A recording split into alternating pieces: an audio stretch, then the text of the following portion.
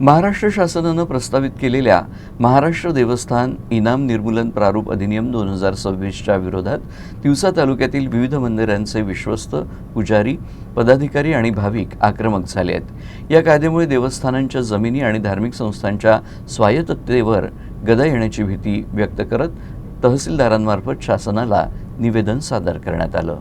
तिवसा तालुक्यातील विविध देवस्थानांच्या प्रतिनिधींनी एकत्र येत प्रस्तावित महाराष्ट्र देवस्थान इनाम निर्मूलन प्रारूप अधिनियम 2026ला तीव्र विरोध दर्शवला। तहसीलदारामार्फत राज्य शासनाला सादर करण्यात आलेल्या निवेदनात या कायद्यामुळे देवस्थानांच्या इनाम जमिनी, धार्मिक संस्थानाची स्वायत्तता आणि मंदिराच्या उत्पन्नावर गंभीर परिणाम होऊ शकतो, अशी चिंता व्यक्त करण्यात आली। मंदिरे, मठ, धर्मशाळा आणि इतर धार्मिक संस्थानांच्या दैनंदिन धार्मिक व सामाजिक कार्यासाठी इनाम जमिनींचे उत्पन्न महत्त्वाचे असल्यानं या जमिनींवरील हक्क अबाधित ठेवावेत, अशी मागणी करण्यात आली।